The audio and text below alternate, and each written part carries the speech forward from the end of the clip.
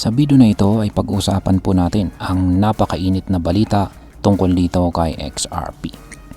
May malaking kaganapan kasi na magaganap ngayon at yan po ang launching ng Chicago Mercantile Exchange o CME Group kung saan ay ang kanilang XRP futures contracts. Pero ano nga bang ibig sabihin nito? Paano po ito makakaapekto sa presyo ng XRP?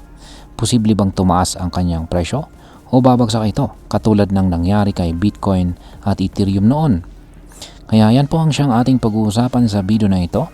Pero bago po tayo magpatuloy ay pakibasa na lamang po muna ang disclaimer dito sa ibaba ng ating screen.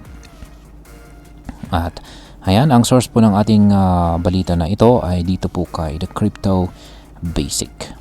At ayan, simulan po natin sa kung ano po ba ang CME XRP Futures at paano po ito gumagana.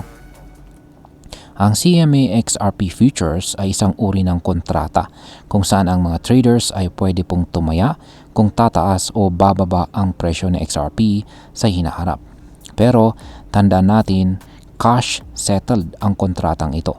Ibig sabihin ay hindi ka talaga nagmamay-ari ng XRP, kundi kikita ka depende sa galaw ng presyo niya mula sa simula hanggang matapos ang kontrata.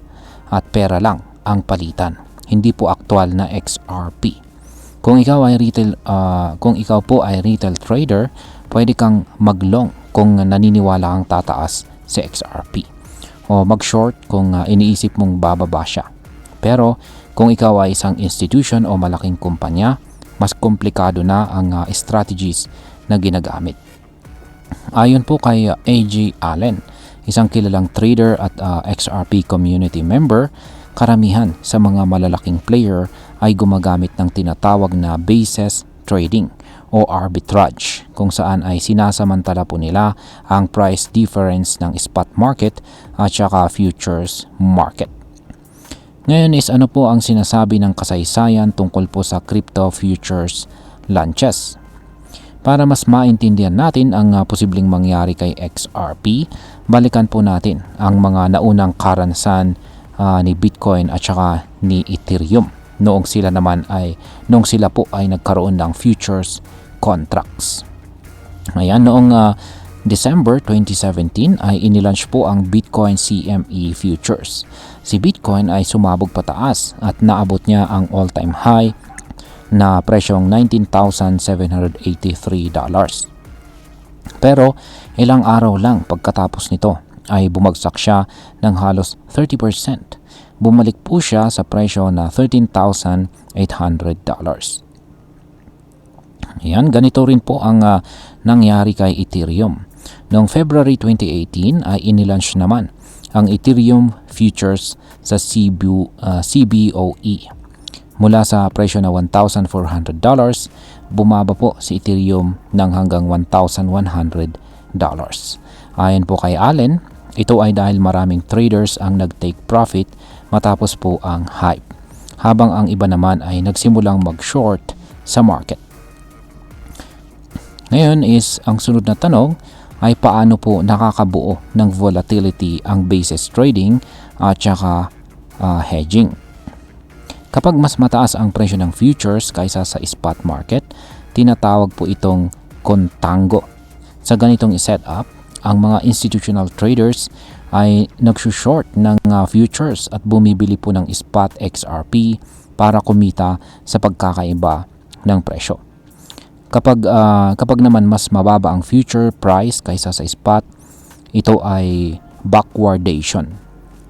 Yan, sa pagkakataon po na ito, ang strategy naman ay bumili ng futures at saka mag-short ng spot XRP.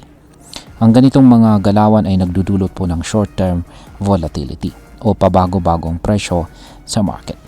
Bukod pa dyan ay may tinatawag din tayong hedging. Halimbawa, kung may hawak kang XRP at natatakot kang bumaba ang presyo, pwede mo pong gamitin ang XRP futures para mag-short at protektahan ang iyong puhunan.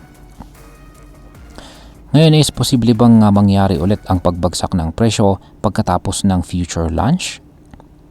Sa ngayon, maraming umaasa na tumaas itong si XRP dahil po sa excitement ng futures launch. Pero ayon po kay Allen, pwedeng magkaroon ng correction o pag-urong or pag-atras ng presyo tulad na rin ng nangyari kay Bitcoin at Ethereum noon. Kapag mataas po ang bullish sentiment, maraming traders ang bumibili agad. Pero pagkatapos po ng hype, may posibilidad na magbenta ang iba para mag-profit o magsimula ng short trades. Kaya kung magpapatuloy po ang history, pwedeng sumipa pataas si XRP saglit tapos ay bumagsak din kaagad. Ngayon ay ano po ang posibleng epekto ng CME XRP futures sa hinaharap?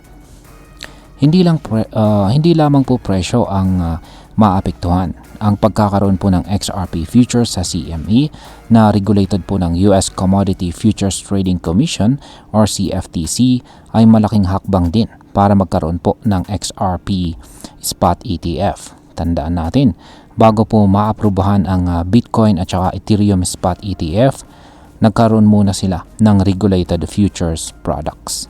Kaya may posibilidad na matulungan ng CME XRP futures ang pag-approve ng XRP ETF sa hinaharap. Kapag nangyari yan, mas dadami po ang pwedeng mag-invest kay XRP dahil pwede na po itong i-trade sa mga traditional platforms tulad po ng stock market. Ngayon ay pag-usapan na po natin ang posibleng maging epekto nito para sa atin bilang mga Pinoy crypto enthusiast. Ayan, bilang mga Pinoy, dapat po tayo maging alerto sa galaw ng market lalo na kapag may malalaking kaganapan tulad po ng futures launch. Oo, pwedeng tumaas po ang presyo ng XRP sa simula. Pero wag po tayong magpapadala agad sa hype. Ang volatility ay maaari pong magdulot ng malaking kita. Pero pwede rin itong magdulot ng matinding pagkalugi. Lalo na kung hindi natin naiintindihan ang galaw ng mga institutional traders. Importante po na aralin muna natin ang takbo ng futures market at magkaroon ng malinaw na trading plan. Huwag po tayong basta-basta sumabay sa hype, lalo na kung hindi natin alam ang ating pinapasok. At yan, bilang panghuli, ang masasabi ko naman tungkol dito ay para sa akin ang pagpasok po ni XRP sa CME futures ay hindi isang milestone. Hindi lang para sa XRP community kundi para sa buong crypto industry. Ibig sabihin ay kinikilala na si XRP bilang isang seryosong asset ng mga institutional investors. Pero gaya ng lagi kong paalala, hindi lahat ng magandang balita ay siguradong magpapataas ng presyo. Minsan, kabaliktaran pa ang nangyayari. Kaya dapat nating tandaan na ang market ay emotional at minsan ay napapagalaw ng takot o kasabikan.